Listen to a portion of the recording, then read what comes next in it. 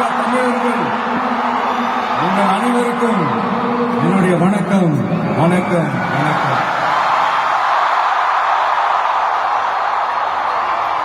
எல்லாரும் எப்படி இருக்கீங்க?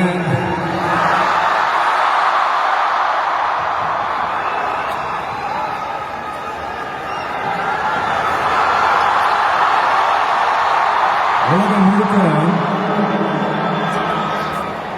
கிட்டத்தட்ட ஒரு 150 நாடுகளுக்கு மேல நம்ம தமிழர்கள் வாழ்றாங்க. அதுலயும் குறிப்பா சொல்லணும்னா இலங்கைக்கு அடுத்தபடியா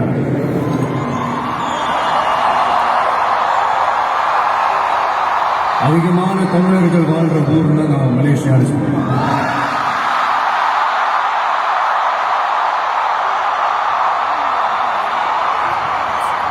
நம்ம தமிழர்கள் தான் உலகத்தில் எந்த நாட்டுக்கு போனாலும் அவங்க சொந்த நாடாவே நினைச்சு உழைக்க ஆரம்பிச்சிருவாங்க. அப்படிதான் நீங்க பாத்தீங்கன்னா இந்த மலேசியா நாட்டோட முக்கியமான பில்லர்ஸ் நம்ம தமிழர்களும் இருக்காங்க அப்படின்னு பார்க்கும்போது அப்படின்னு நிறைய பேர்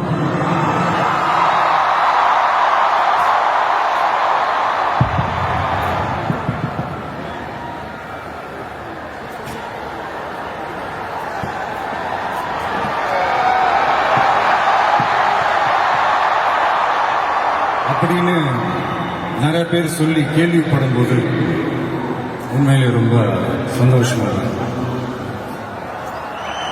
இங்க இருக்கிற முருகன் கோயிலுக்கு மலையக்காரங்க காவடி எடுத்துட்டு போறாங்க.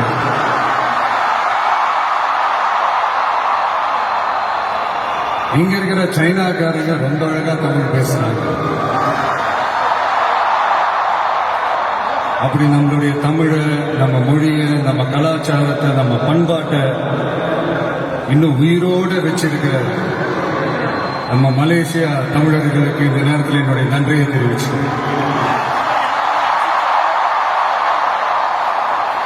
அது மட்டும் இல்ல, இத்தனை வருஷமா நீங்க தமிழ் சினிமாவுக்கு கொடுத்திருக்கிற அந்த ஆதரவு கொஞ்சம் நெஞ்ச ஆதரவு இல்லைங்க, மிகப்பெரிய ஆதரவு. இந்த ஓவர்சீஸ் பிசினஸ் எல்லாம் நிறைய நாடுகள் இருக்கு. அதுல ரொம்ப முக்கியமான மார்க்கெட் இந்த மலேசியா மார்க்கெட்னு சொல்லுவாங்க.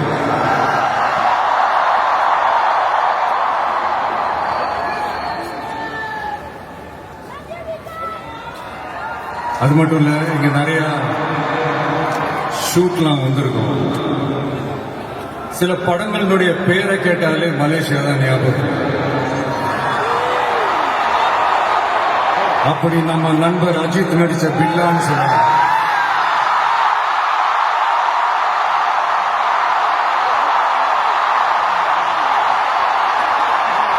இன்னும் நிறைய படங்கள் இருக்கு.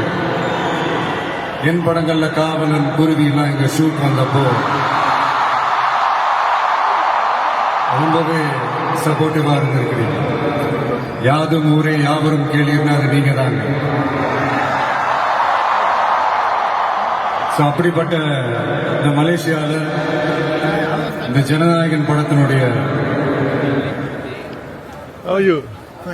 சொல்லாமா வேணாமான்னு தெரியல, என்னோட கடைசி படமான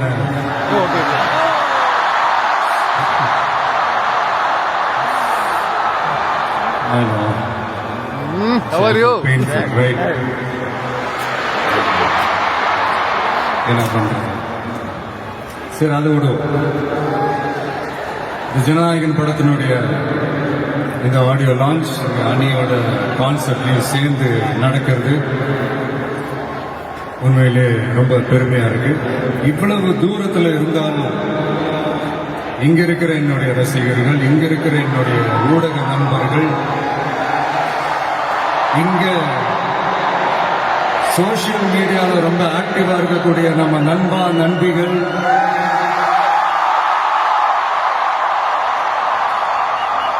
பிளஸ் இந்த மலேசியா கவர்மெண்ட்டுக்கும் இந்த நேரத்தில் என்னுடைய நன்றியை தெரிவிச்சு,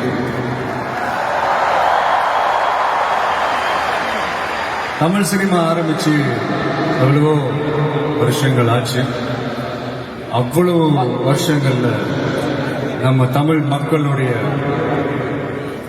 அந்த சந்தோஷத்துல, துக்கத்துல, கொண்டாட்டத்துல, குடும்பத்துல, ஆன்மீகத்துல, உழைப்புல, அரசியல்னு சொல்லி எல்லாத்துலயுமே நம்ம தமிழ் சினிமா அப்படியே கலந்து ஊறி போய் இருக்கு. அப்படிப்பட்ட இந்த தமிழ் சினிமாவில் நானும் ஒரு சின்னதா ஒரு புள்ளியா இருந்திருக்கேன் நினைச்சு பார்க்கும்போது உண்மையிலேயே சந்தோஷமாக ப்ரௌடா தான் ஃபீல் பண்றேன். சினிமா விட்டு ஏன் போறீங்க அப்படின்ட்டு நிறைய பேர் கேட்குறாங்க. சினிமான்றது ஒரு மிகப்பெரிய ஒரு கடல்.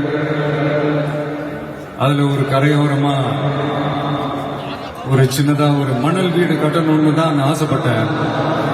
பட் அதையே ஒரு மாளிகையா மாத்தி தந்தது நீங்க எல்லாரும், என் ரசிகர்களாக நீங்க எல்லாரும். அது மட்டும் இல்ல, நான் சினிமாவுக்கு வரும்போது இது எல்லாருக்குமே தெரிஞ்ச விஷயம் தான். இந்த பழைய கதை தான். நான் ஃபேஸ் பண்ணாத விமர்சனங்கள் இல்லை, நான் ஃபேஸ் பண்ணாத அவமானங்கள் இல்லை, இந்த மாதிரி நிறைய காயங்கள் அதெல்லாம் தாண்டி தான் வந்திருக்கிறோம். அந்த மாதிரி நேரத்துலலாம் டே ஒன்ல இருந்து என் கூடவே நின்னது என்னோட ரசிகர்கள் தான்.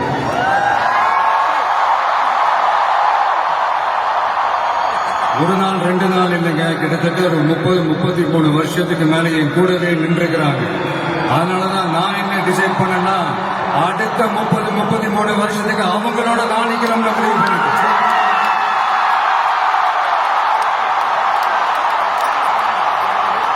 எனக்கு ஒண்ணுனா வந்து தியேட்டர்ல நிக்கிறாங்க, நாளைக்கு அவங்களுக்கு ஒண்ணுனா அவங்க வீட்டுல போய் நிக்கணும்னு நான் முடிவு பண்ணிட்டேன். இதுதான் காரணம். எனக்காக எல்லாத்தையும் விட்டு கொடுத்த என்னுடைய ரசிகர்களுக்காக நான் சினிமாவையே விட்டு கொடுக்கிறேன். இந்த விஜய் சும்மா நன்றின்னு சொல்லிட்டு போறவன் கிடையாது, நன்றி கடனை தீர்த்துட்டு தான் போவான்.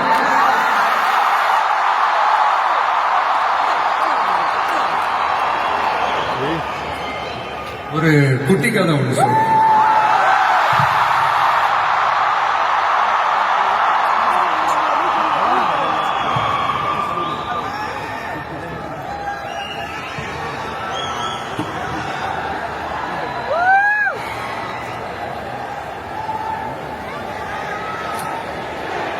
ஒரு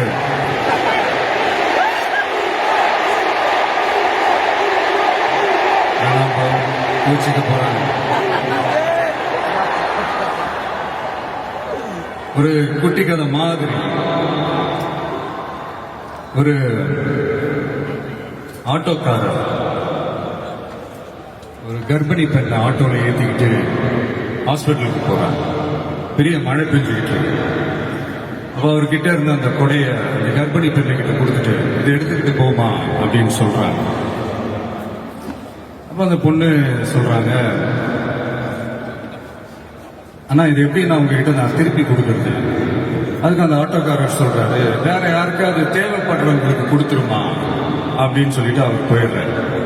அந்த கர்ப்பிணி பெண் அந்த கொடையை எடுத்துக்கிட்டு ஹாஸ்பிட்டல் வாசலுக்குள்ள போகும்போது அந்த வாசல்ல ஒரு பெரியவர் மழைக்கு பயந்துக்கிட்டு அப்படியே கை கட்டிக்கிட்டு நின்றுட்டு இருக்கிறார். அந்த கர்ப்பிணி பெண் அந்த கொடையை அந்த பெரியவர்கிட்ட கொடுத்து, ஐயா இதை எடுத்துட்டு போங்க ஐயா அப்படின்னு சொல்றாங்க. அதுக்கு அந்த பெரியவர் இதே மாதிரி கேட்கிறாரு, அம்மா நீங்க யாருன்னு எனக்கு தெரியாது, எப்படிமா இந்த கொடையை நான் திருப்பி உங்ககிட்ட கொடுக்கறது?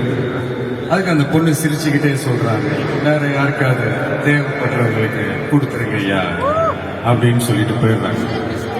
உடனே அந்த பெரியவர் கொடையை எடுத்துக்கிட்டு பஸ் ஸ்டாப்புக்கு வராரு. பஸ் வந்து ஏறி போகும்போது அங்க பாக்குறாங்க ஒரு பூக்கார அம்மா பூவை வச்சுக்கிட்டு ஒரு அட்டையை மழைக்காக குடிச்சுக்கிட்டு உட்கார்ந்துட்டு இருக்கிறாங்க. பெரியவர் போய் அந்த கொடையை அந்த பூக்கார அம்மா கிட்ட கொடுத்துட்டு அவர் பஸ் ஏறி போயிடுறாரு. பூக்கார அம்மா அந்த கொடையை எடுத்துக்கிட்டு வீட்டுக்கிட்ட வரும்போது அங்க ஒரு ஸ்கூல் படிக்கிற பொண்ணு பேக் எல்லாம் மாட்டிக்கிட்டு மழையில ஓடி வர்றாங்க. அவங்க போய் அந்த ஸ்கூல் பொண்ணு கிட்ட கொடையை கொடுத்துட்டு, மழையில நனையாதம்மா இதை எடுத்துக்கிட்டு போங்க அப்படின்னு சொல்றாங்க. அந்த பொண்ணு தேங்க்ஸ் அப்படின்னு சொல்லிட்டு வீட்டுக்கிட்ட வரும்போது அந்த பொண்ணோட அப்பா பதட்டத்தோட வாசல்ல நின்றுட்டு இருக்கிறாரு. பொண்ணு மழையில நனைஞ்சுக்கிட்டு வரணுமே அப்படின்ட்டு. அந்த அப்பா வேற யாரும் இல்ல, அந்த ஆட்டோக்காரர்.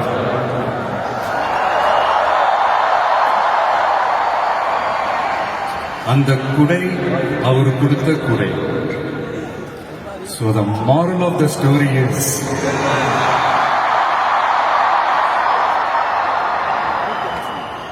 முடிஞ்ச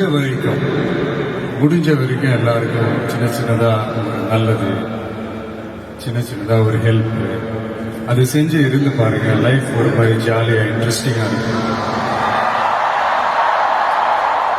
ஒரு ஃபேமஸ் சேயிங் ஒன்று இருக்கு, வெள்ளத்துல தவிக்கிற ஒருத்தருக்கு நீங்க படகு கொடுத்தீங்கன்னா பாலைவனத்துல நீங்க தவிக்கிறப்போ அது ஒட்டகமா வந்து நிற்கும். இப்ப யாராவது உங்களுக்கு ஏதாவது கெடுதல் செஞ்சுட்டாங்கன்னு வைங்களேன், அது நீங்க பழி வாங்கிட்டீங்கன்னு வைங்களேன், அந்த நாள் முழுக்க நீங்க சம மகிழ்ச்சியா இருப்பீங்க. எப்படி பார்த்தல எப்படி பழி வாங்குறேன். ஆனா அதே மனுஷனை மன்னிச்சு விட்டு பாருங்க, வாழ்நாள் முழுக்க நிம்மதியா இருக்கு. அதனால யாரையும் கஷ்டப்படுத்துறதுக்கோ, யாரையும் அவமானப்படுத்துறதுக்கோ, யாரையும் பழி வாங்குறதுக்கோ இல்லைங்க இந்த வாழ்க்கை. நான் முடிஞ்ச வரைக்கும் முன்னாடியே சொன்ன மாதிரி சின்ன சின்னதா ஒரு நல்லது, ஒரு சின்ன சின்னதா ஹெல்ப், இது செஞ்சு பாருங்களேன். எங்கேயோ ஒரு இடத்துல ஃபியூச்சர்ல உங்களுக்கு இது கை கொடுக்கும் அப்படின்னு நான் நம்புறேன். பிடிச்சிருந்தா எடுத்துக்கங்க, இல்லைன்னா விட்டுருங்க. Free advice. இப்போ இந்த ஈவெண்ட், இந்த ஹீரோ ஆஃப் திஸ் ஈவெண்ட்டுக்கு வருவோம், மிஸ்டர் அனிருத். அவருக்கு நான் ஒரு பேர் வைக்கலான்னு இருக்கேன், MTS. Anybody? Ramya, can you guess? Vijay, can you guess? MTS.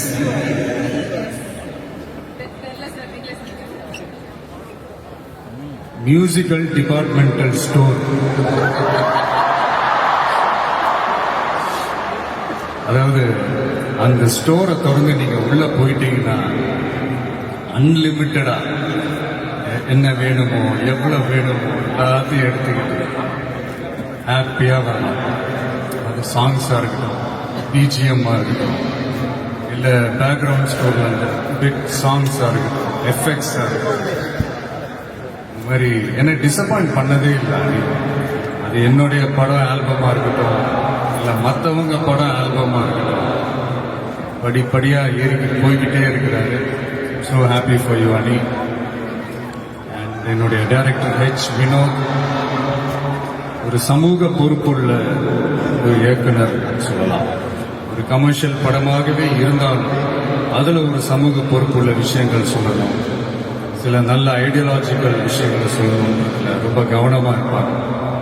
Already ரெண்டு வாட்டி படம் பண்றதா இருந்தது. அதெல்லாம் மிஸ் ஆகி ஜனநாயகன் படத்துல 2 பேரும் சேர்ந்து ஒர்க் பண்ணதுல ரொம்ப சந்தோஷம். அண்ட் என்னுடைய வில்லன் பாபி டியோல், அவருடைய ஸ்கிரீன் பிரசன்ஸே நெக்ஸ்ட் லெவல் தான்.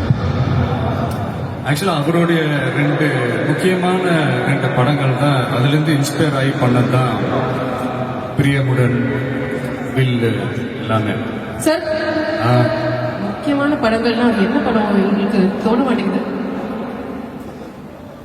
அது எதுக்குமா?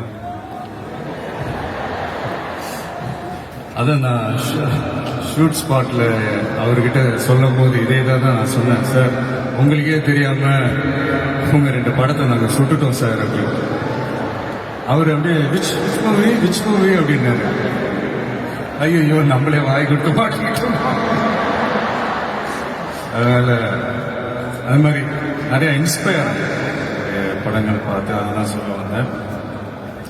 அண்ட் அமிதா ரொம்ப ஷார்ட் அண்ட் ஸ்வீட்டா சொல்லணும்னா, இன்னைக்கு இளைஞர்களுடைய டூடு மட்டும் இல்லை, இந்த படத்துக்கு அப்புறம் குடும்பங்கள் கொண்டாடும் டாட்டரா கூட மாறிடுவாங்க அப்படின்னு என்னுடைய நல்ல ஒரு ஃப்ரெண்ட் அவங்க. அண்ட் பூஜா, தமிழ் சினிமாவின் மோனிகா பெலுஜி, அவங்களுடைய நடிப்பா இருக்கட்டும், டான்ஸா இருக்கட்டும், ஸ்கிரீன் பிரசன்ஸா இருக்கட்டும், எல்லாமே நெக்ஸ்ட் லெவல்.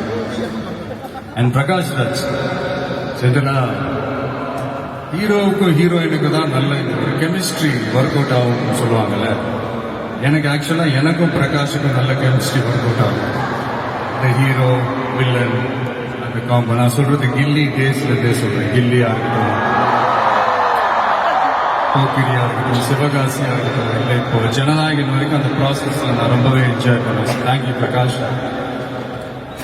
முக்கியமாக என்னுடைய ப்ரொடியூசர் கேவிஎன் சார், அவங்க ஆக்சுவலாக இந்த படம் 2023 அந்த பேச்சுவார்த்தை எல்லாம் ஸ்டார்ட் ஆயிடுச்சு, இந்த மாதிரி படம் பண்ண போகிறோன்ட்டு. அதே நேரத்தில் நான் வந்து என்னுடைய அந்த பொலிட்டிக்கல் சைடும் அது அந்த அனௌன்ஸ்மெண்ட்லாம் வந்துருச்சு. இப்போ நான் அவர்கிட்ட நான் கேட்ட ஒரே ஒரு விஷயம் தான் அவர்கிட்ட நான் கேட்டேன், சார் சும்மாவே என் படத்துக்கு பிரச்சனை வரும், இதில் வேற நான் வேற ட்ராக்கை நோக்கி போகிறேன், எப்படி சார் இந்த டைமில் நீங்கள் படம் எடுத்து பண்ணுறீங்களா, பரவாயில்லையா அப்படின்னு.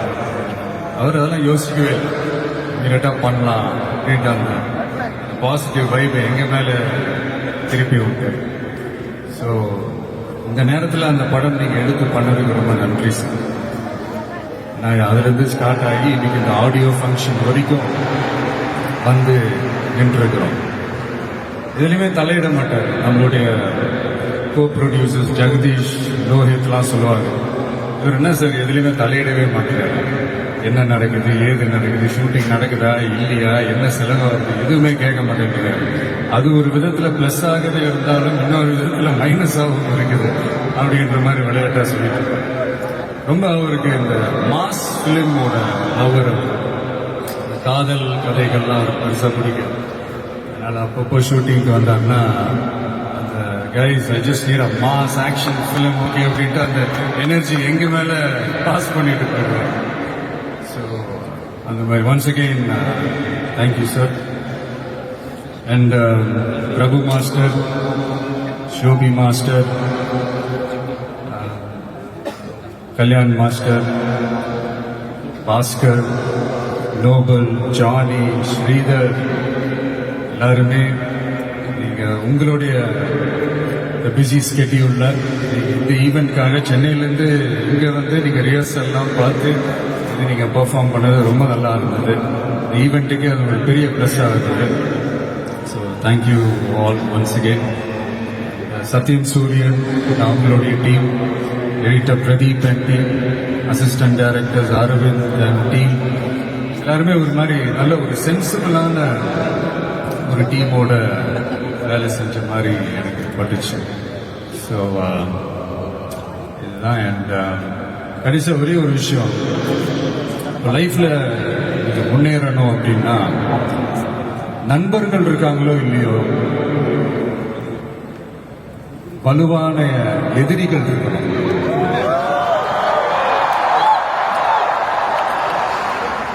சும்மா வர்றவங்க போறவங்களெல்லாம் எழுதிட்டு இருக்க முடியாது இல்லையா? வலுவா இருக்கிறவங்கள தானே எதிர்க்க முடியும். அப்பதானே நாம ஜெயிக்கிற அளவுக்கு வலிமையா இருக்கோம்னு அர்த்தம். இப்போ ரீசெண்டா நம்மளை பத்தி ஒரு பேச்சு ஒன்று ஓடிட்டு இருக்கு. விஜய் என்ன தனியா வருவாரா அணியா வருவாரா?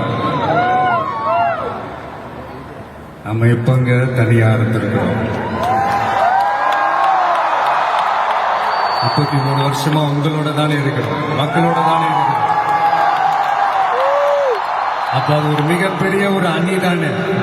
அது எப்படி தனின்னு சொல்ல முடியும்? இப்ப கூட பாருங்க, தனியா அணியான் விளக்கமா சொல்ல மாட்டேங்கிறாருன்னு உங்களுக்கு தோணும். சஸ்பென்ஸ் ஒன்று இருந்தா தானே கேட்கிறது. இதெல்லாம் கைத்தட்டலுக்காக நான் சொல்லல, மனசுல இருந்து பேசுறேன், மக்களுக்காக பேசுறேன். மக்களுக்காக பேசுறதோட மட்டும் நிப்பாட்டிடக்கூடாது, அதை செய்யணும். எல்லாத்தையும் விட முக்கியம் செய்யறத தான் சொல்லணும். So 2026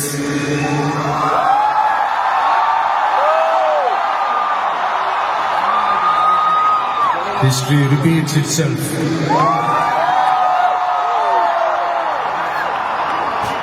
Let's be prepared to embrace it for the people. Thank you, Malaysia. Thank you once again.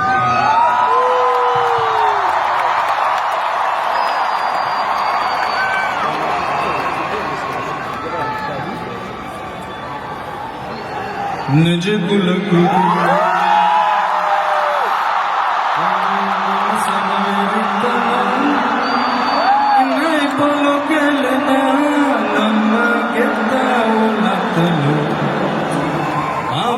அழுக்கா இருப்போம், கருப்பா கலையா இருப்போம், ஒன்னா உசுரா இருப்போம், புள்ளிங்க இருக்காங்க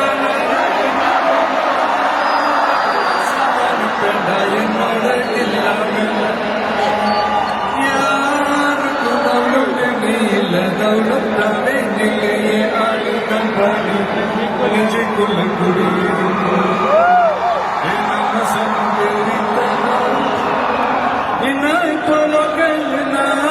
நம்ம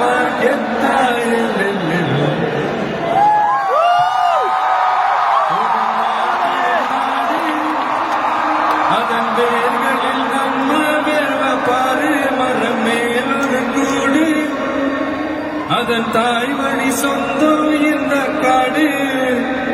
ஆவோ டுகெதர் பையா பையா, ஜாதி பேதம் லையா, நீங்கள் ஸ்நேகம் போல் மண்ணில் எங்கும் அண்ணன் கண்டில்லவோ செய்யா. ஒருத்தர் வாரானே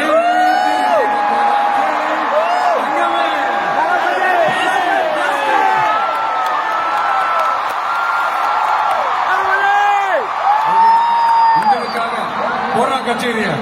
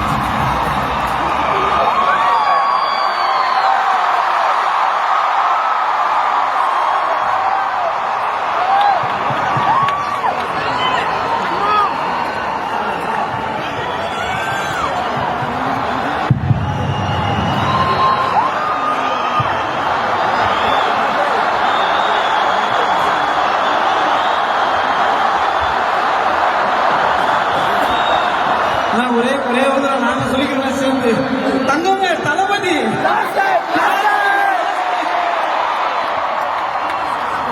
நான் எதிர்பார்க்கல, சத்தியமா இப்படி ஒரு மூமெண்ட் நாங்க எதிர்பார்க்கல. Love you so much sir. நண்பா நண்பீஸ் நம்ம யாருமே எதிர்பார்க்க மாட்டோம் தெரியும். நம்ம சத்தம் தான் எனக்கு பதில். நீங்க யாரும் எதிர்பார்த்தீங்களா?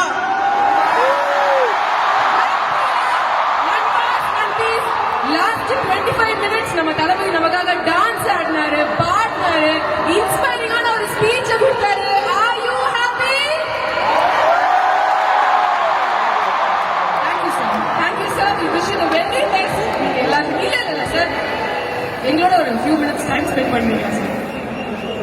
நாங்க ஆக்சுவலா வந்து ரசிகர்கள் உங்ககிட்ட என்ன கேட்கணும்னு ஆசைப்படுறாங்களோ ஒரு 2 கொஸ்டின்ஸ் வச்சிருக்கோம். வித் யுவர் பர்மிஷன் நாங்க அதை கேட்கலாமா? ஓகே. 33 வருட பயணம் அப்படிங்கறத நீங்களே சொன்னீங்க.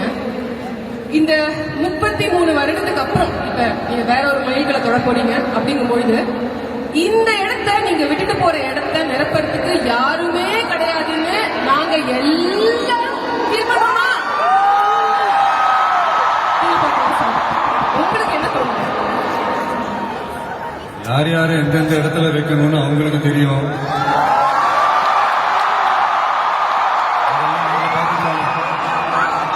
அண்ணா ஒரே ஒரு கேள்விங்க.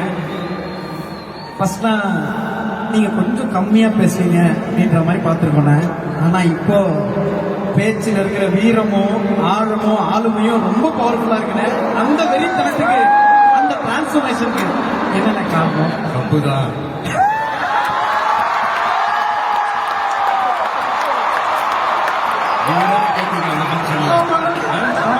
அதே மாதிரிதான் கம்பு முக்கியம் இருக்குல்ல. 2026 அதுக்கான பதில் சார். கடைசியா ஒரு சில வார்த்தைகள் நம்ம சொல்லணும். அது சொல்லும் போது உங்க மனசுல என்ன தோணுது அப்படின்னு நீங்க சொன்னீங்கன்னா நல்லா இருக்கும். முதல்ல கடவுள்.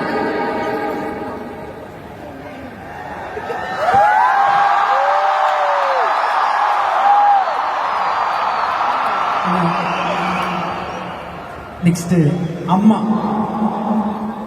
கடவுள். அடுத்தது சார் துரோகம். ரமணா படத்தில் ஒரு டைலாக் ஒன்று வரும். தமிழில் எனக்கு பிடிக்காத ஒரே வார்த்தை அதான் துரோகம். நெக்ஸ்ட் ஆள போறான் தமிழ.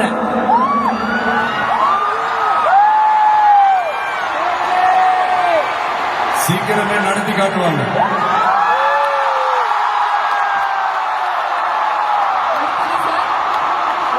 நீ பற்ற வைத்த நெருப்பொன்று. ஆமா. நீ பற்ற வைத்த நெருப்பொன்று. ஒரு ஒளி ஒன்று பிறக்கும். அந்த ஒளி நம்மளை வழி நடத்தும். வெற்றின வெற்றி. பணிவு, பணிவு. எனக்கு ஒரு தோல்வி. தொடர் முயற்சி. பிரில்லியன்ட். அவ்வளவுதானா? இல்ல சார், இன்னும் நிறைவு அடையணும்னா எப்போதும் கஸ்டமரியா நீங்க பண்ற ஒரு விஷயம் அது உங்களுக்கும் தெரியும். இந்த மாதிரி ஒரு பிரம்மாண்டமான ஆடியன்ஸ் இங்க இருக்கும்போது நீங்க எங்க எல்லாத்தையும் சேர்த்துக்கிட்டு அப்படியே சிரிச்சுக்கிட்டே ஆசையா ஒரு செல்ஃபி எடுப்பீங்க இல்லையா?